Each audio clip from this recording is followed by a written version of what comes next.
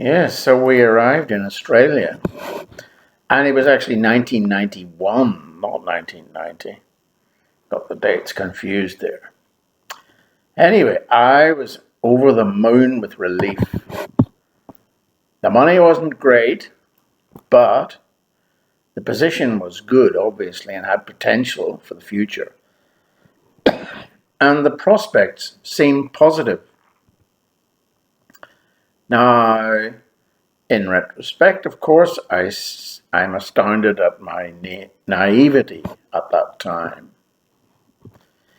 We had no intention, or at that point, of staying in Australia forever. It was for me, just another contract of 2 or 3 years, or 4 or 5 years, whatever, in an international school, and then we'd move on somewhere else.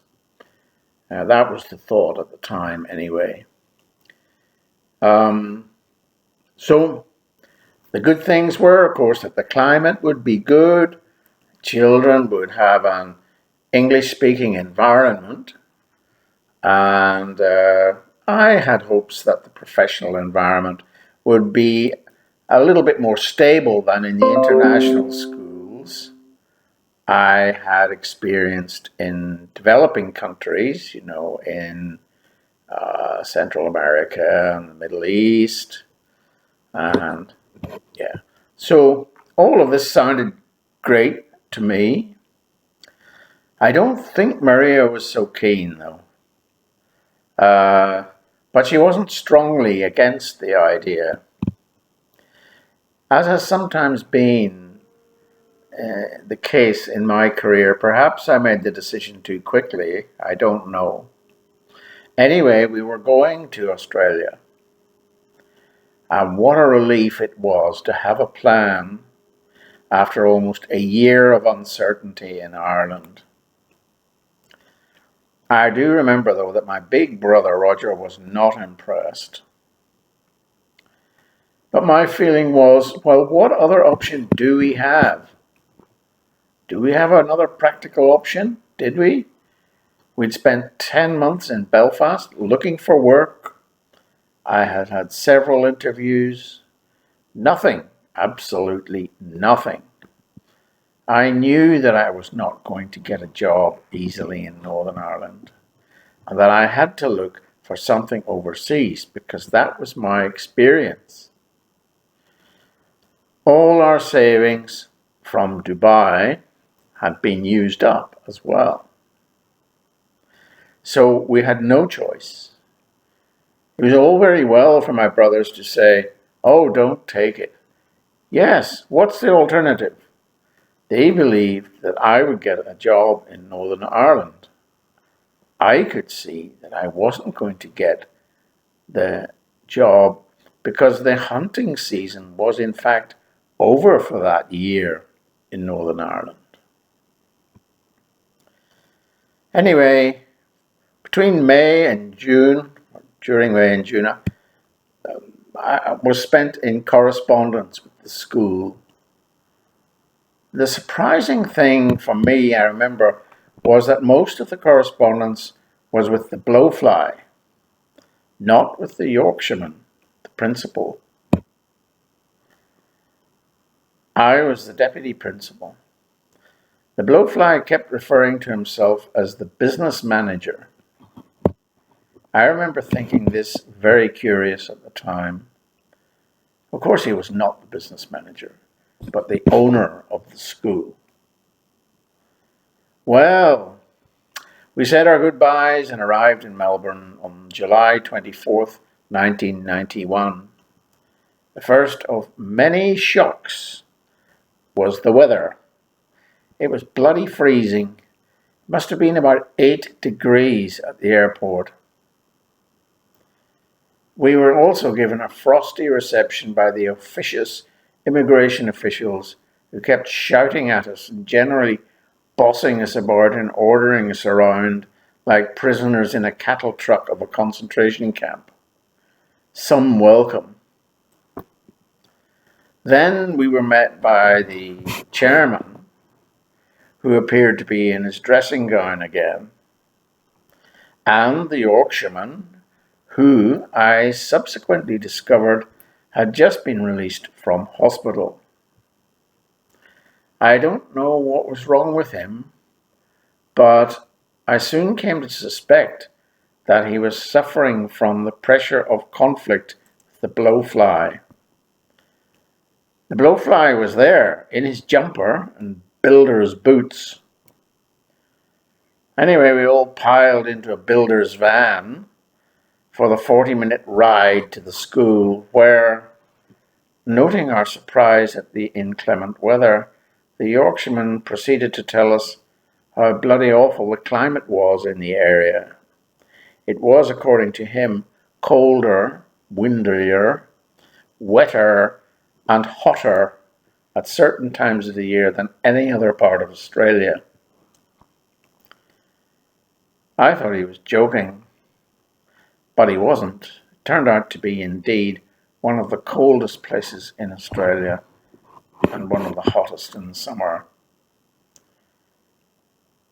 However, things improved when we arrived at the school, as we were actually quite favourably impressed by the building itself. And this is what the blowfly did well. He was a builder. The building was an old convent which had been renovated by the owner and converted into a school. However, the initial favourable impressions were not to last long. It was feeling like November in Belfast, indescribably cold. And the Nixon family could not hide our disappointment, at least from each other. I remember that Maria was expecting our daughter in about 6 weeks' time. The next disappointment was to discover that there was no rental property available for us, as promised by the blowfly and the chairman in our correspondence. They had said there would be a fully furnished house available for rent and that this would be included as a benefit in my contract. No such thing ever happened. Of course, I was so desperate for the job, I had not insisted on even seeing a contract from the chairman in London. This turned out to be a very costly error indeed. The blowfly had in fact done nothing with regard to accommodation, nor, it seemed, had they ever any intention of providing a furnished rent-free house as a benefit. They put us in a freezing cold bungalow across the road from the school, which he owned, and merely pointed us towards the 3 estate agents in town and told us to go and look for something suitable. He also made it quite clear he wanted us out of this fridge-like bungalow within 10 days. We were quite shocked by the lack of hospitality. But still, young, relatively inexperienced, resilient, we were undaunted.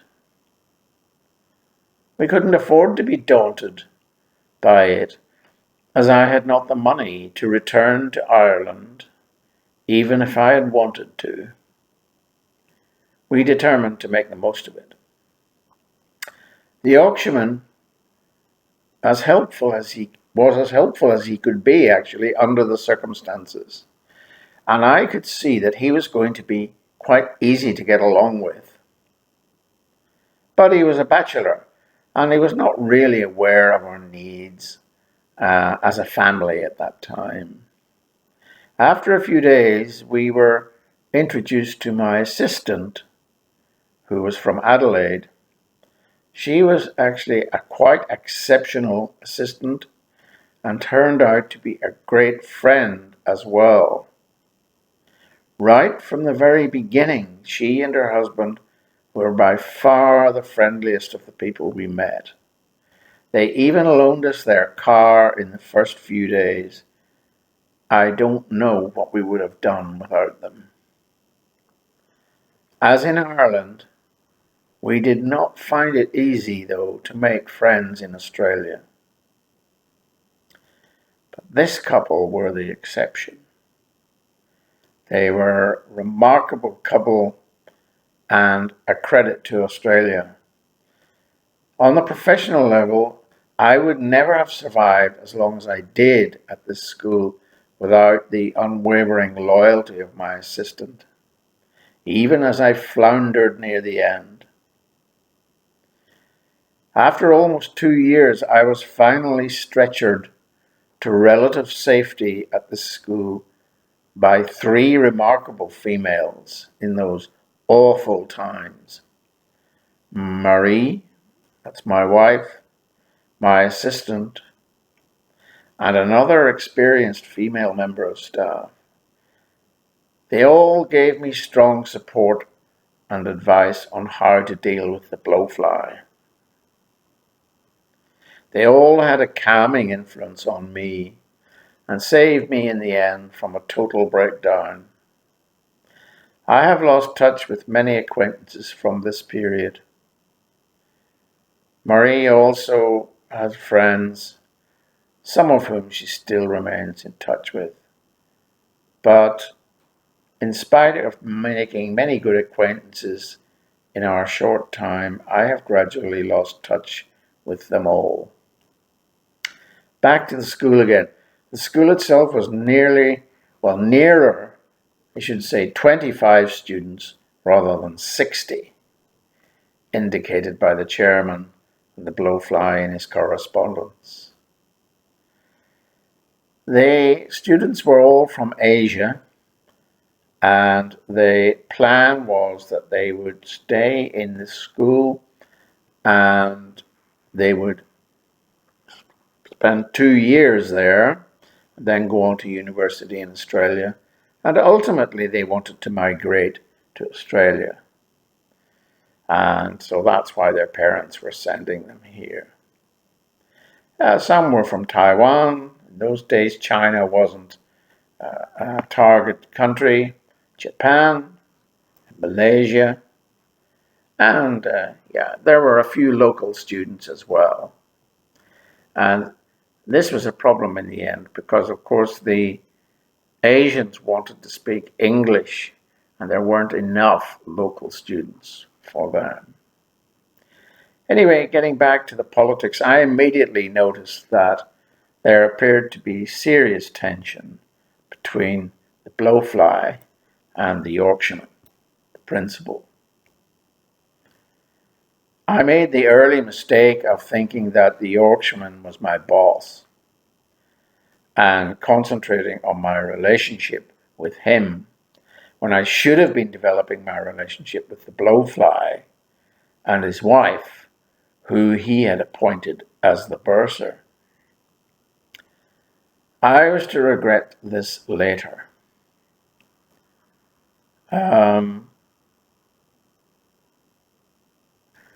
The principal was friendly and I liked working with him. But the reality was his relationship with the blowfly was in the dying stages, and the blowfly had the principal on the ropes and halfway to the floor. The Yorkshireman had just come out of hospital. I was told he'd been suffering from stress. My short acquaintance with the blowfly explained why. The principal was only to last for about 6 more weeks and then left in a crisis. As each week went by, I realized with alarm and a sinking feeling that the Yorkshireman was losing heart for the fight and that he was planning his own exit. I could see now that my arrival had actually assisted him in his plans because he now had someone to replace him. The inevitable end came after a huge argument which took place in the blowfly's office And as always with the blowfly, as always, the end was violent, at least verbally, if not physically. During my 2 years there, I witnessed many ugly and verbally violent dismissals of staff, both clerical and academic. I never actually saw the principal leave, but if the gossip were to be believed, he disappeared, if not in a puff of smoke, at least a cloud of dust. He was last seen heading north out of the area, leaving his belongings in my house of all places. I had offered to store some of his belongings temporarily, not realizing that he was planning to leave them with me after his exit. This was a big mistake on my part to help him, because I was now tainted in the eyes of the blowfly, his mortal enemy. It was guilt by association. How naive I was in those days. I could now see what sort of a man the blowfly was. He was ignorant in educational matters, but more importantly, he had a vicious side to his personality, which made him very dangerous indeed to work with, especially if confronted. Ultimately, I myself was to fall victim to him and made the mistake of confronting him. After about 6 weeks, I wasted no time in telling the chairman who had appointed me that I was very disappointed by these developments and that my wife was expecting a baby at any time and that I had no intention whatsoever of taking over the reins of the school. In retrospect, I definitely put far too much faith in the chairman at this time. I could tell the chairman didn't like my reaction. When under pressure, this has been a costly trait in my personality. I put too much faith in some people and not enough in others. This has led me to overreact sometimes and make misjudgments in critical situations when under pressure. I was so naive. To use an expression, I found myself in the mushroom club, i.e., in the dark and being fed shit. At this time, I reflected hard again about my interview in London. I then remembered that the chairman had asked me if I would be prepared someday to run the school. I didn't realize at that time that the blowfly and the chairman were plotting to get rid of the Yorkshireman and put me in his place. How could I not have realized it? Someone less naive than myself might have realized this much earlier. I later came across some school board documents that showed that the board, which consisted of the chairman and the blowfly and a couple of other lightweight stooges, had planned it all so that I would take over and step into the Yorkshireman's shoes.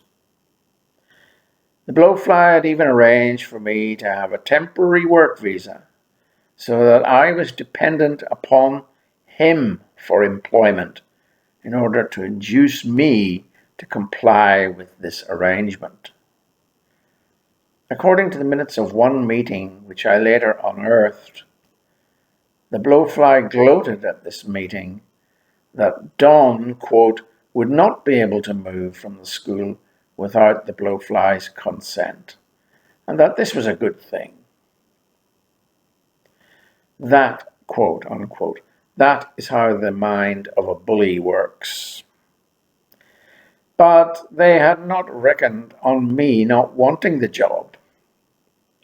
I had made up my mind about the blowfly intuitively and very quickly. I did not like him or his wife, and I did not want to work for them.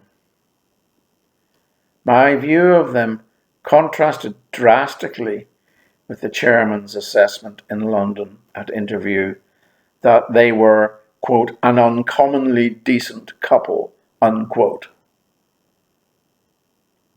The chairman himself was later to change his mind, but by then it was too late for me. I was temporarily saved from catastrophe by the opportunistic appearance on the scene of an ambitious and lazy board member who mistakenly thought the job of principal would be a cushy number. Like many people, this lightweight completely underestimated the blowfly. Anyway, he took the job, and I continued as deputy. For a couple of weeks, things went okay. But then this new principal started to take time off on the pretext of business in a far-off part of Melbourne. And it wasn't long before the blowfly started to get fed up with him. It was only September. We had been in Australia about 10 weeks.